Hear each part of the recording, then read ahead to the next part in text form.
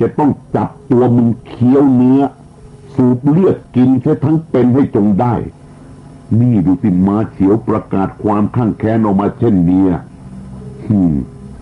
จะต้องเคี้ยวเนื้อสูบเลือดกิน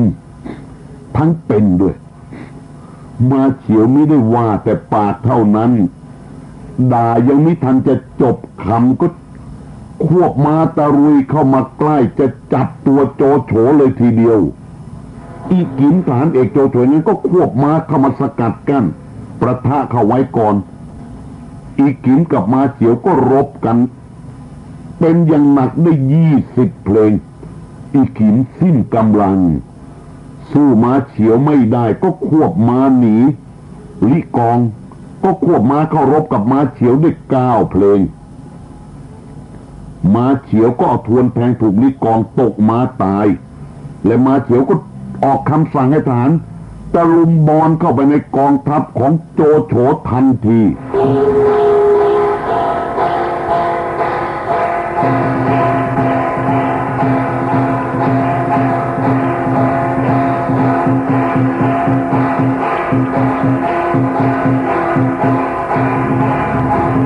ม้าเขียวมิใช่เป็นแต่เพียงบุคคลที่พูดจาร้ายกาจเท่านั้นรบก็ร้ายกาจเพลงทวนเป็นที่ชะกันยิ่ง9 เพลงสังหารลิกองได้สำเร็จสั่งทหารตะลุมบอลเข้าไปทันทีทหารโจโฉก็แตกกระจัดกระจายม้าเขียวขับม้าตะรุยควงทวนฟันสะบั้นเข้าไปในกองทัพโจโฉแล้วก็ร้องสั่งประการเดียวว่าให้จับตัวโจโฉให้จงได้ทหารทั้งปวงก็ร้องสั่งกันต่อไปนี่แหละก็ตะโกนทีเดียวว่าไอ้ใส่เกราะแดงนั่นแหละไอ้โจโฉคนร้ายจับตัวไม่ให้จงได้ทหารเมืองเสรีทั้งกองทัพก็ตะโกนคำเดียวกันนี่แหละจับไอ้ใส่เกราะแดงนั่นแหละไอ้โจโฉไอ้ตัวคนร้ายโจโฉนี่นึกตกใจถอดเกราะทิ้งทางนี้ด้วยเห็นทั้งกริยาอาการวาจาคำพูดลักษณะท่าทางการตะลุยรบเข้ามาอย่างดุเดือดเลือดพล่านของม้าเขียวและเหล่าทหารเสรีผู้เข้มแข็งเช่นนั้นโจโฉก็ตกใจกลัวเป็นที่สุดเมื่อเขาร้องว่าใส่เกราะแดงนี่โจโฉก็ถอดเกราะทิ้งควบม้าหนีปะปนสารวนไปกับทหารเลวเหล่าทหารม้าเขียวก็ร้องอีกว่าไอ้หนวดยาวนั่นแหละโจโฉจับตัวมาให้จงได้เสียงก็กระหึ่มไปทั้งกองทัพเสียงอาวุธกระทบกันนั้นดูจะดังน้อยกว่าเสียงเหล่าทหารที่ตะโกนก้องว่าให้จับไอ้หนวดยาวดิโจโฉตกใจ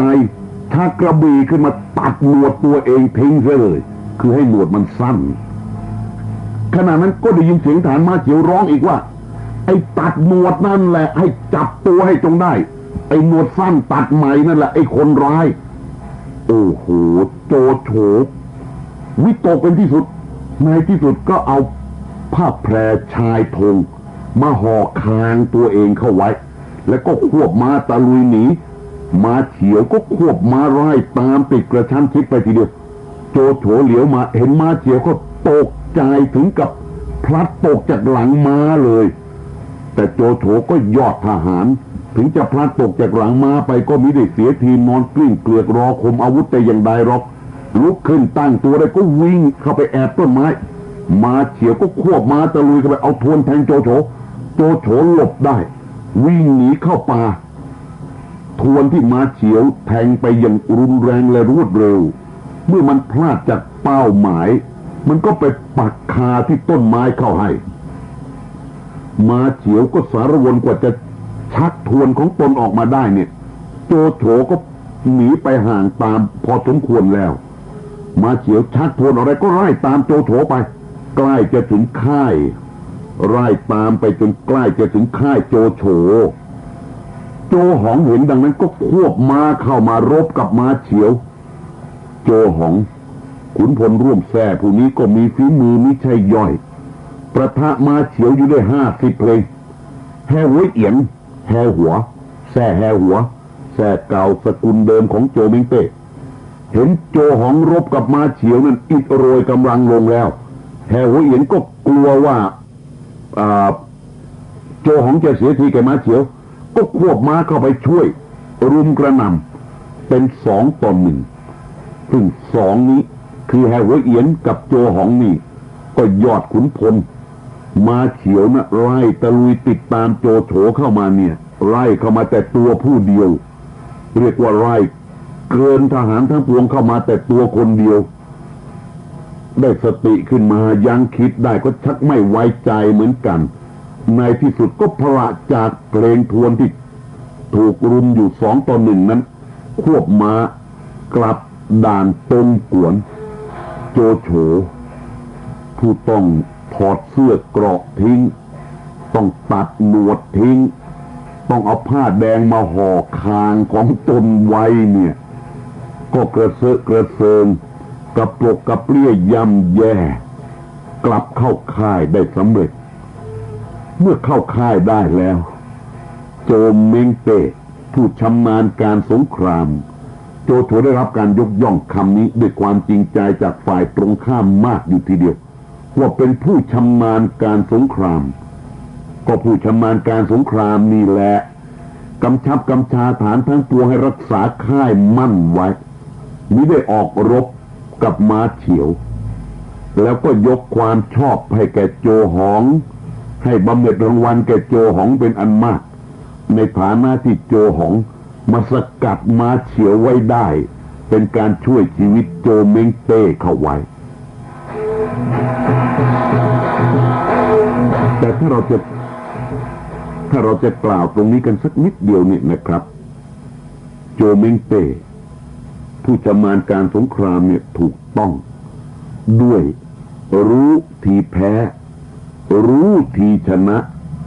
รู้ว่าบัดนี้ตนเองก็ย่ำแย่ราวฐานทั้งปวงก็กระปรกกระเปรี้ยเสียขวัญมากจึงสั่งให้รักษาค่ายมั่นไว้ฉะนั้นทีนี้ข้างฝ่ายม้าเฉียวนะม้าเฉียวร้อนระอุไปด้วยเพลิงแค้นจัดแจงยกฐานออกจากด่านจะไปรบชิงค่ายโจโฉให้ได้แต่ก็เห็นโจโฉรักษาค่ายมั่นอยู่มิได้ยกฐานออกมาสู้รบแต่อย่างใดม้าเฉียวจะทำประการใดอย่างไรก็ไม่ได้ก็จึงกะเกณฑ์ทหารคัดเลือกกองที่ไม่ต้องมีฝีมือดีหรอกมีฝีปากดีคัดทหารผู้มีฝีปากดีผลัดเปลี่ยนกันไปร้องด่าโจโฉตรงหน้าค่ายโจโฉทุกวันมิได้ขาดแต่ทหารโจโฉได้ยินดังนั้นน่ะก็โกรธละต่างคนต่างก็จะยกออกไปรบกับม้าเฉียวให้จงได้โจโฉก็จึงว่าแก่ทหารทั้งปวงว่าม้าเฉียวให้มาร้องด่าว่ากล่าวหยาบช้าชะนี้เขาก็หวังจะให้เราเจ็บแค้นเพื่อจะยกออกไปรบพุ่งครั้นเราจะยกฐานออกไปรบพุ่งในบัดนี้ก็เหมือนหนึ่งเราแพ้กลม้าเฉียวน่ะสิท่านทั้งปวงจงช่วยกันป้องกันรักษาค่ายไว้ให้มั่นคงเถิดซึ่งจะคิดอ่านเอาชัยชนะแก่ม้าเฉียวนั้นไว้เป็นธุระแก่เราเองถ้าแม้ผู้ใดไม่ฟังเราขืนยกออกรบกับม้าเฉียวเราจะตัดศีรษะเสียทีเดียว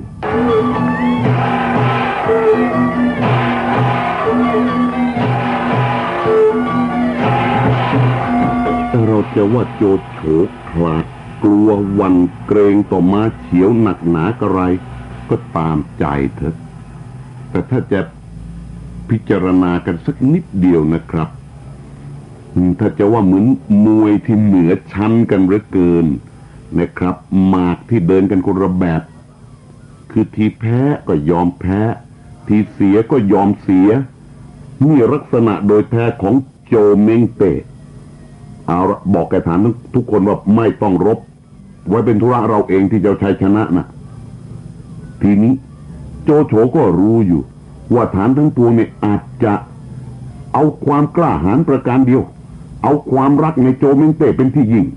แล้วก็รู้แก่อำนาจนี้ออกไปสู้รบจะทำให้เสียแผนเสียการน่ะโจโฉจึงต้องออกคำสั่งสำทับอีกประการหนึ่งว่าผู้ใดไม่ฟังเราขืนยกออกรบกับม้าเฉียวเราจะตัดศีรษะเสียทหารทั้งปวงได้ฟังดังนั้นก็คำนับลาโจโฉลุกออกมา แล้วก็พูดกันว่าแต่ก่อนเนี่ยมหาอุปราชจะเข้าสู่สงครามก็องอาจออกหน้าทหารไม่ได้คลั่นคล้ามแก่ผู้ใดมาแต่ว่าบัดนี้เข็ดขยาดกลัวฝีมือม้าเฉียวยิ่งนักอยู่จนม้าเฉียวให้คนมาร้องด่าถึงหน้าค่ายเนี่ยก็ยังนิ่งเสียได้นี่ทุกคนเห็นเช่นนี้เห็นว่าโจโฉกลัวม้าเขียวกลัวม้าเขียวนี่เป็นที่สุดกลัวมากคือเข็ดขยาดเป็นที่ยิ่งละการเป็นเช่นนั้นอยู่3 วันขณะนี้โจเมงเต้สงบนิ่งอยู่ในค่ายน่ะก็จริงอยู่แต่เคลื่อนไหวอยู่ทุกระยะคือทหารออกไปสอดแนมสืบข่าวราชการอยู่ตลอดเวลา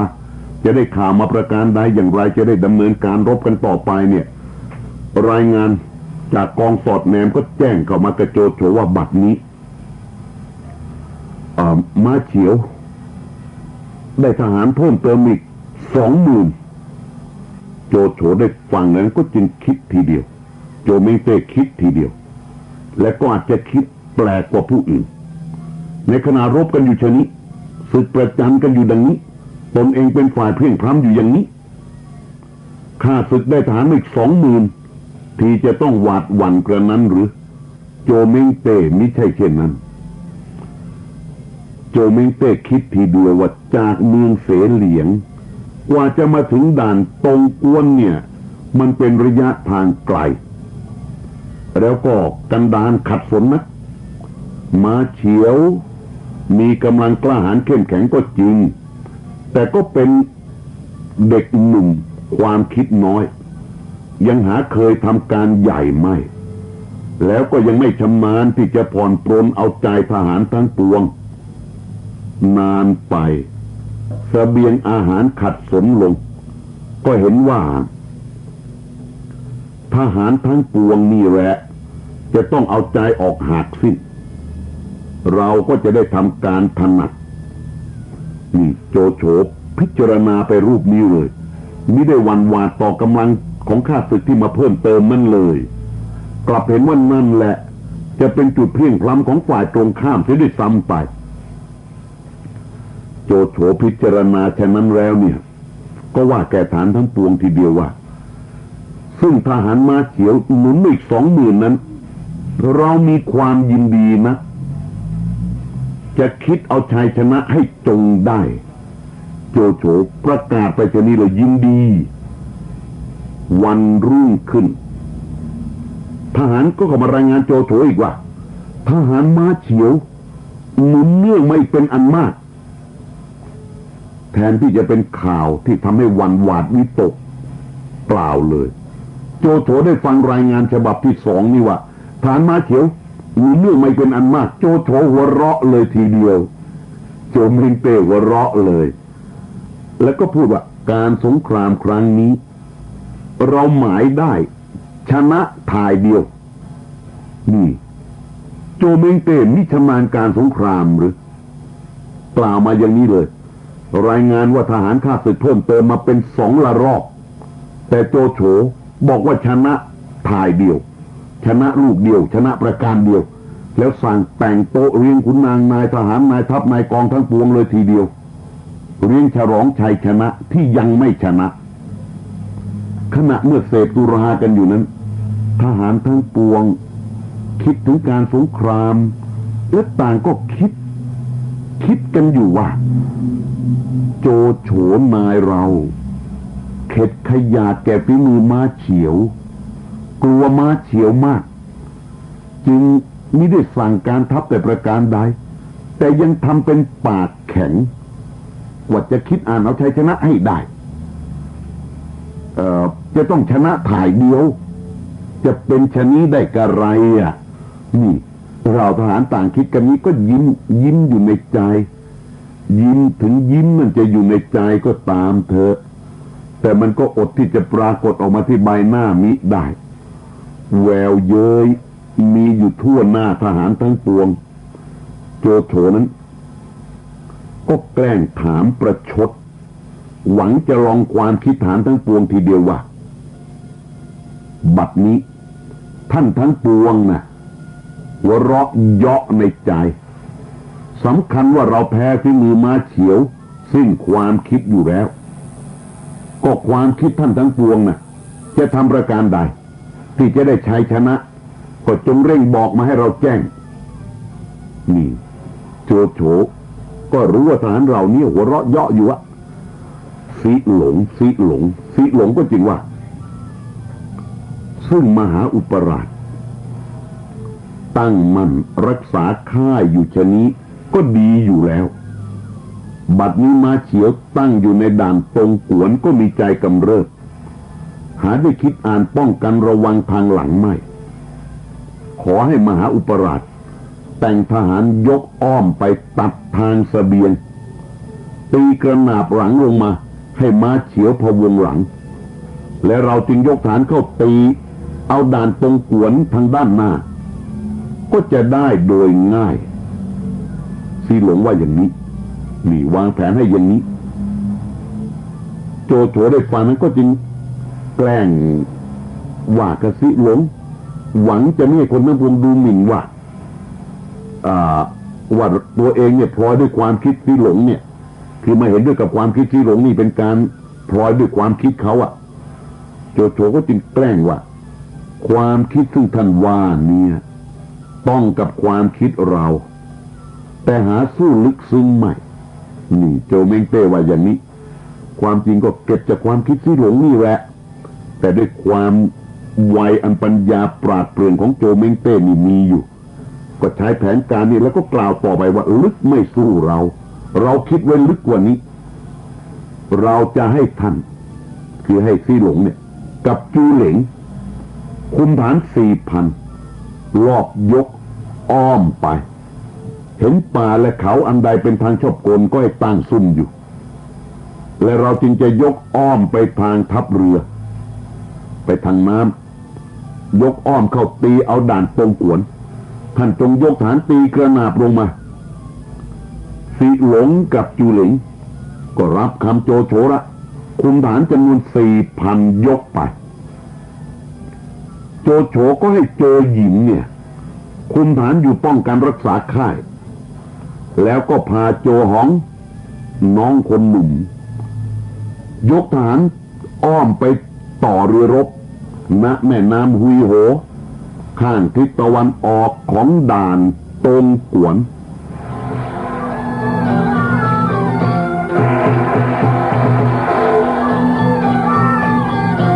การกระทำของโจโฉเช่นนี้คือต้องไปต่อเรือม้าเฉียวก็แจ้ง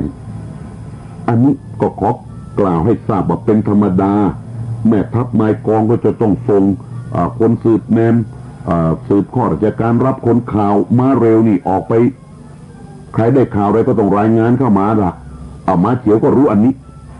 รู้ว่าโจโฉไปต่อเรือก็จึงว่าแกหันซุยประธานทั้งปวงว่าบัดนี้ไอ้โจโฉไปตั้งต่อเรือรบหวังจะยกมาตีเราทางเรือแม้เรายกฐานข้ามฟากไปสกัดทางเสบียงเสียได้โจโฉก็จะเสียทีแก่เราเป็นมั่นคงนี่ม้าเฉียวคิดตัดเสบียงเหมือนกันหันซุยนี่ก็ต้องกล่าวว่าเป็นผู้อาวุโสที่สุด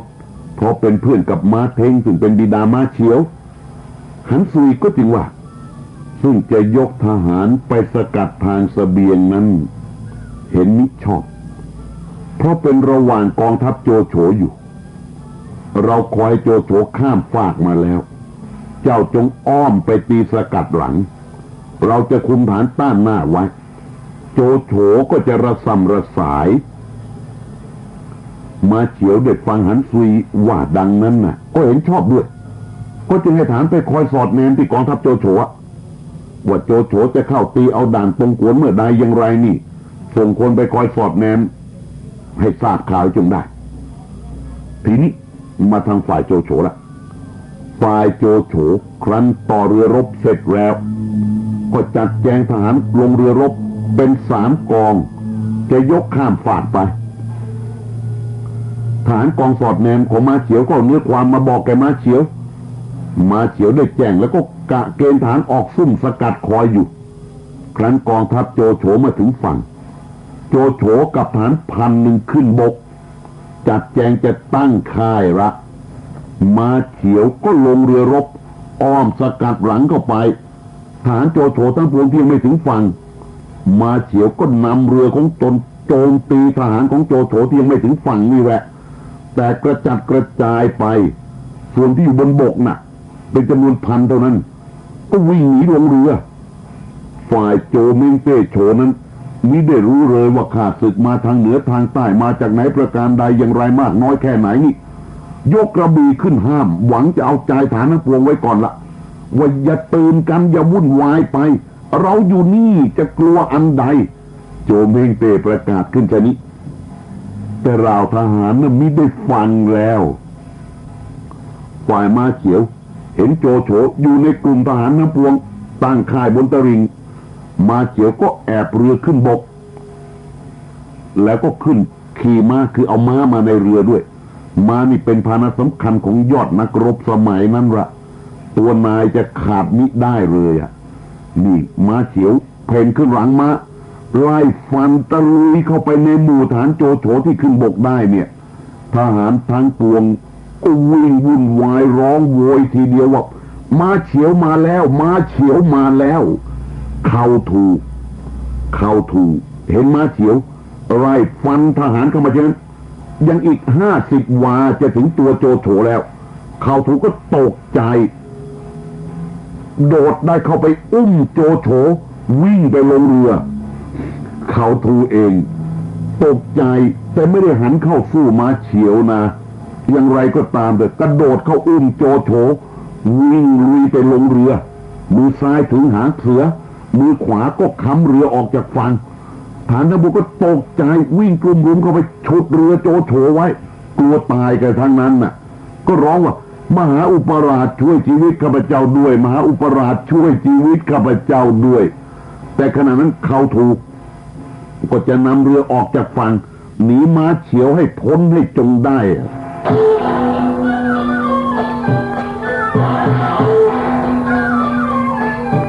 เป็นอันว่าตอนนี้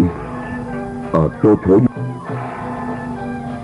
เป็นอันว่าในตอนนี้โจโฉอยู่ในเรือพร้อมด้วยเขาทูแล้วทหารทั้งปวงที่กลัวตายก็ไปยุดเรือไว้ฉะนั้นน่ะเขาทูน่ะเห็นม้าเฉียวใกล้เข้ามานี่ก็ไม่รู้จะร้องบอกกล่าวแก่ทหารอย่างไรได้ให้ปล่อยเรือเนี่ยเขาทูก็ชักกระบี่ออกฟันทหารนั่นแหละมือขาดศีรษะขาดไม่ปล่อยก็ต้องปล่อยแล้วเรือก็ถอยออกจากฝั่งไปได้ไกลประมาณ3 วาม้าเฉียวมาถึงริมฝั่งโจโฉเห็นม้าเฉียวท่านว่ากล้าสุดกล้านี่แหละผู้ชำนาญการสงครามผู้นี้ตกใจตัวสั่นทั้งที่อยู่ในเรือแหละก็วิ่งเข้ามาแอบเขาทูวิ่งเข้ามาแอบอยู่ที่ตัวเขาทูนะ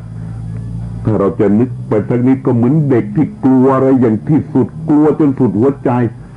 ใครอยู่ใกล้ก็วิ่งเข้าแอบเข้าซ่อนใกล้กับคนนั้นแหละโจเม้งเต้ตกใจกลัวตัวสั่นเนี่ยเอาลองคิดกันดูว่าจะกลัวมากน้อยแค่ไหนวิ่งเข้าแอบเขาทูก็รีบแจวเรือออกไปมาเฉียวก็สั่งให้ฐานติดตามตัวมาเนี่ยเอาเกาทันระดมยิงไปดังหาฝนเขาทูเจนั้นก็กลัวเกาทันจะถูกโจโฉก็เอาเบาะม้าคลุมตัวโจโฉไว้ป้องกันโจโฉเป็นที่สุดละและเขาทูก็กระบี่แหละคอยป้องปัดลูกเกาทันป้องกันตัวเองข้ามฟากลอยลงไปทางเมืองอุยหลำหมายความว่าหนีพ้นเตียวหุยไปได้ลอยเรือเรื่อยไปถึงเมืองอุยหลำเต็งหุยเจ้าเมืองอุยหลำก็มารับโจโฉขึ้นไปก็อีกแหละยอดมหาแค้นผู้นี้มาเฉียวนี่ไม่ลดละเลยเมื่อโจโฉลงเรือหนีมาเฉียวสั่งฐานยิงเกาทันแล้วเรือโจโฉลอยไปแล้วถอยห่างไปแล้วมาเฉียวก็เรียกเรือลงมาลงเรือรบตามโจโฉมาถึงเมืองอุยหล ยกฐานขึ้นบกจะตีชิงเอาตัวโจโฉเต็งหุยเจ้าเมืองอุยหลำเห็นดังนั้นก็จึงคิดว่าฐานม้าเฉียวยกมาแต่เมืองเสเหลียงก็ช้านานอดเสบียงอาหารสดคาวอยู่คือไม่มีประเภทอาหารเนื้อนี่ต้องหายากแน่อาหารสดอาหารคาวนี่หายากแน่นี่เขาคิดอุบายอย่างนี้จำกูจะคิดกลอุบายให้กองทัพม้าเฉียวนี่ช้าลงโจโฉจะได้หนีพ้นนี่เต็งหุยเจ้าเมืองอุยหลำคิดอย่างนี้ก็เปิดประตูต้อนฝูงโคกระบือออกจากเมืองเป็นอันมากทีเดียวต้อนฝูงวัวฝูงควายลุยออกมาละฝ่ายฐานม้าเฉียวเห็นเช่นนั้นต่างก็ชวนกันจับโคกระบือฆ่ากินเป็นอาหารเสียก่อนต้องกินก่อนเขาไม่ได้ยกติดตามโจโฉไปเรียกว่าเป็นผลทีเดียวเต็งหุยเจ้าเมืองอุยหลำยอมเสียเสบียงอาหารอันสำคัญทีเดียวละทั้งโคทั้งกระบือนี่ปล่อยออกมาให้เจ้าพวกนี้ฆ่ากินกันได้สบายทีนี้ก็ลองนึกดูเถอะกว่าจะฆ่าได้แต่ละตัวกว่าจะชำแหละหนังเอาเนื้อออกมาปิ้งมาย่างกินกันได้โจโฉก็หนีไปได้พ้นโจโฉหนีไปถึงค่ายอุยโหเห็นเหล็กปลายเกาทันติดที่เกราะเขาทูอยู่เป็นอันมากก็จึงว่าครั้งนี้แม้เราไม่ได้เขาทูแล้วที่ไหนเราจะมีชีวิตกลับมาถึงค่ายทหารทั้งปวงได้ยินโจโฉว่านั้นก็ชวนกันคำนับกราบลงกับตีนโจโฉนี่โจโฉก็หัวเราะอีกโจโฉมีน้ำใจเข้มแข็งมั่นคงยิ่งนักกลัวก็กลัวถึงที่กลัวก็กลัวแต่พอพ้นตายแล้วกลัวก็ไม่เหลืออยู่ก็ยังกล้าหัวเราะได้โจโฉว่าเราทำศึกครั้งนี้หาควรที่จะเสียทีแก่ไอ้โจรลูกเด็กไม่นี่หากว่าเขาทูช่วยแก้ไขไว้เราจึงรอดชีวิตมาเขาทูได้ฟังนั้นก็จึงว่าเมื่อข้าพเจ้ากับท่านขึ้นบกได้นั้นม้าเฉียวน่ะคุมทหารตามมาก็ได้เต็งหุยเจ้าเมืองอุยหลำทำกลอุบายปล่อยฝูงโคกระบือออกต้านหน้าไว้ม้าเฉียวจึงยกตามมามิทันนี่เขาทูก็ไม่ปิดบังความชอบของเพื่อนกันละคือเต็งหุยเรียกว่าเป็นเจ้าเมืองอุยหลำก็เรียกว่าเป็นสมัครพรรคพวกโจเม้งเต้เหมือนกันเอาเขาทูก็เสนอความชอบด้วยตอนนี้โจโฉได้รับเรียกว่าหนีแทบเอาชีวิตไม่รอดเป็น2 ครั้งครั้งแรกก็ได้โจหองน้องชายออกไปสกัดม้าเฉียวรบก็ได้ตั้ง50 เพลงนั่นมาคราวนี้ได้เขาทูพาหนีมาอย่างนี้และขณะนั้นเต็งหุยมาถึงโจโฉก็จึงพูดกับเต็งหุยว่าท่านช่วยคิดอ่านแก้ไขเราให้พ้นมือโจรครั้งนี้ท่านมีความชอบแก่เราเป็นอันมากแล้วโจโฉก็แต่งตั้งเต็งหุยเนี่ยให้เป็นที่เตียนกุ๋ยเฮาหุยพอแปลได้ความว่าแปลเป็นภาษาไทยว่าเป็นขุนนางคนสนิทสำหรับปรึกษาราชการเต็งหุยนั้นก็ว่าแกโจโฉว่าบัดนี้ม้าเฉียวมีใจกำเริบยกกลับไปแล้วเวลาพรุ่งนี้เห็นจะยกทหารมาทำการอีกมหาอุปราชจงคิดกลอุบายไว้แก้แค้นมันเถิดโจโฉก็จึงว่าท่านอย่าวิตกเลยอันการข้อนั้นเราคิดไว้สำเร็จแล้วโจโฉก็เกณฑ์ฐานให้ขุดดินทำสนามเพราะรอบค่ายทีเดียวนี่ถึงแพ้ก็ตามเถอะความหวั่นวิตกหวาดกลัวจนตัวสั่นนั่นน่ะก็หมดสิ้นไปแล้วก็มีสติที่จะคิดสั่งการสั่งงานต่อไปได้ไม่ใช่กลัวแต่ถ่ายเดียวโจโฉสั่งขุดสนามเพราะรอบค่ายนอกค่ายให้ขุดลึก2 วาแล้วก็ปักขวากลงในคูเรียกว่าขวากหนามนะบนปากคูนั้นให้เอาไม้ตีแตะปูเขาเรียกตีแตะปูนะครับคือ เอาไม้มาตีแปะไว้เท่านั้นแหละแล้วดินเกลี่ยกลบเช่นนี้ให้เห็นหวังจะลวงให้ฐานม้าเขียวตกลงไปในคูนั้นแล้วให้ฐานในค่ายปักธงเตรียมเครื่องศาสตราวุธไว้ให้พร้อม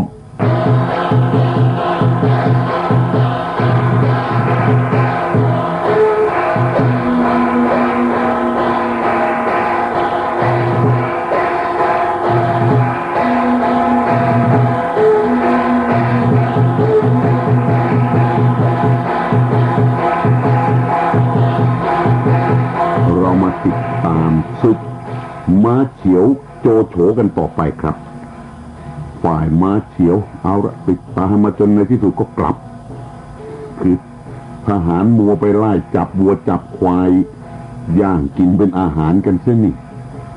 ก็ไม่ทันก็ในที่สุดก็กลับค่ายก็บอกแกหันซุยว่าข้าพเจ้าไปทำการครั้งนี้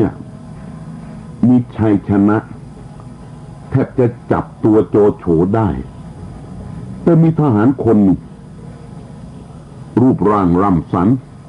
สามารถนักมันโดดเข้ามาอุ้มโจโฉลงเรือหนีไปได้หันซุยได้ฟังก็จริงว่าทหารโจโฉที่มีฝีมือ